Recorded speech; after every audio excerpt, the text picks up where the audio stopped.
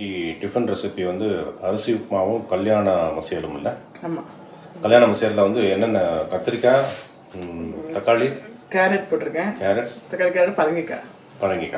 இந்த பரங்கிக்காய் கொஞ்சம் சக்கரை கிழங்கு போட்டிருக்கேன்.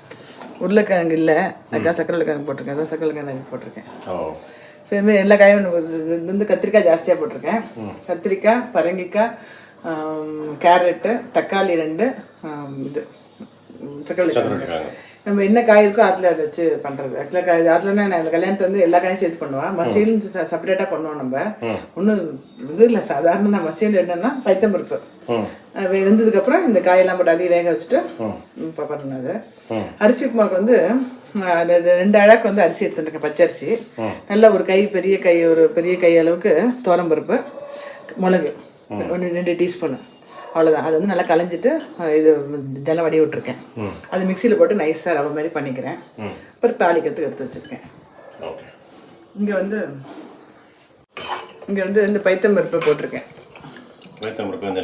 ஆமாம், வந்து ஒரு சின்ன குட்டி டம்ளரில் ஒரு 100 கிராம்ஸ் இருக்குன்னு வச்சுங்களேன் போட்டிருக்கேன். அது நல்லா வெந்து கொஞ்சம் முக்காலும் வந்ததுக்கப்புறம் அந்த காய்கறி போடுவேன். ஆமாம், ரவை மாரி பண்ண கொஞ்சம் பெரிய ரவையாக எடுத்துட்டுருக்கேன். அது அவாவா என்ன டேஸ்ட்டோ அப்படி எடுத்துக்கலாம். அந்த அரிசி, துவரம்பருப்பு, மிளகை நல்லா களைஞ்சிட்டு இதெல்லாம் வடிச்சதுக்கப்புறம் போட்டு பண்ணுறது எடுத்துக்கிட்டேன். இப்போ அடுப்பில் வந்து இங்கே வந்து கடுகு, உளுத்தம்பருப்பு, மிளகா, அதே மாதிரி இங்கே வந்து கொஞ்சோண்டு கடலைப்பருப்பு, ஜீரகம் அரைக்கும் போது போடுவா.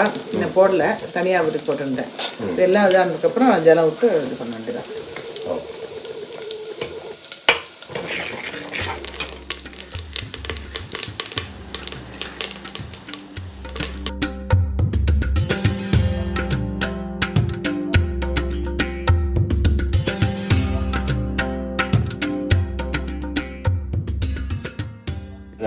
பெருங்காயம் கொஞ்சம் போட்டுறேன்.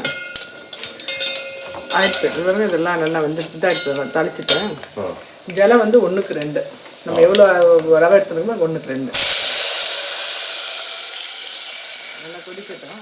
கொதிக்கும் போது உப்பு போட்டுருவேன். கொதிக்கட்டும். இது கொதிச்சதுக்கப்புறம் அந்த அரைச்சி தேங்காய் வேணும், தேங்காய் போட்டுக்கலாம். இன்றைக்கி தேங்காய் போடல நான். தேங்காய் வேணும், தேங்காய் போட்டுக்கலாம். அந்த ஆப்ஷன் தான் அது. இது ஓரளவுக்கு வெந்திருக்கு, இன்னும் ஃபுல்லாக வேகலை, இன்னும் கொஞ்சம் வெந்திருக்கு. வெந்ததுக்கப்புறம் அந்த காயை போடுறேன். ஜலம் கொதிச்சுட்டு இப்போ இந்த இதை போட்டுருங்க. ஆயிடுச்சு. அடுப்பில் சிம்மில் வச்சுட்டு அப்படியே கொஞ்சம் வெந்துடும். இப்போ இங்கே பருப்பு வெந்துடுத்து, இந்த காயெல்லாம் போட்டுறாங்க. சும்மா கல்யாண மிஷன் ஏன் சொல்கிறான்னா, ஆற்றுல இருக்கிற எல்லா காயையும் போடுறாங்க.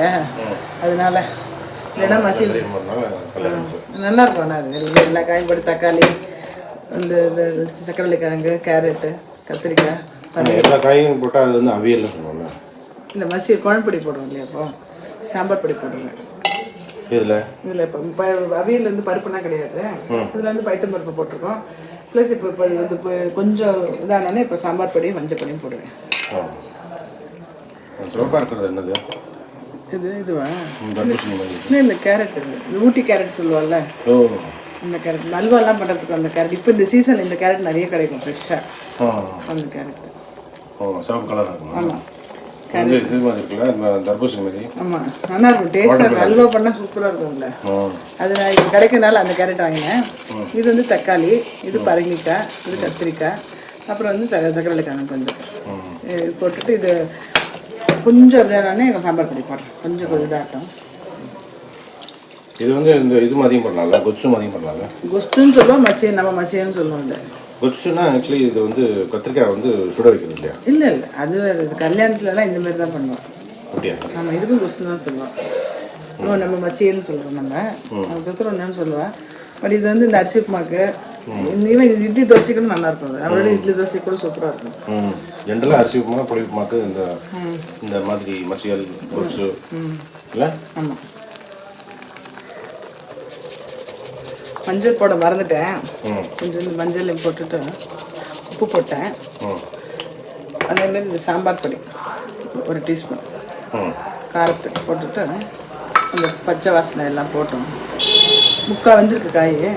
இன்னும் நல்லா வேகணும், ஃபுல்லாக வேகணும். உப்புமா எடுத்து நல்ல உதிரியாக இருக்கு பாருங்க. அப்படியே சூடாகவே இருக்கும் அது சாப்பிட்றதுக்குள்ள. ஸோ இதை ஆஃப் பண்ணிடுறேன். கடுகு 2 வெந்தயம் பாருங்க. பச்சை மிளகாய், கருவேப்பிலை, கொத்தமல்லி இருந்தால் அதுவும் போடலாம். போட்டு இறக்கிட வேண்டியதான். இன்னும் கொஞ்சம் டேஸ்ட் வேணும் அப்படின்னா கல்யாணத்தில் என்ன பண்ணுவோன்னா, தனியா இருக்கு இல்லையா, இந்த கொத்தமல்லி வேற, அதில் அது வந்து நல்ல ஒரு அரை குறையாக கொஞ்சம் இது பண்ணிட்டு பொடி பண்ணி அதையும் போடுவோம். ஆமாம், ஆக்சுவலாக தனியா பொடி போட்டோம்னு வச்சுக்கோங்களேன், அது இந்த பெருங்காயம் தேவைப்படாது. தனியா இல்லாதனால கொஞ்சோண்டு பெருங்காயம் போடுறேன். போட்டு அது வாசனைக்காக. இல்லைன்னா தனியா வாசனையே போடுவோம், வெந்தய வாசனையே போடுவோம். அது வந்து போட்டு அரிசி உப்புமாவும் கல்யாண மசியலும். சூப்பர் மக்களா, தேங்க்யூ.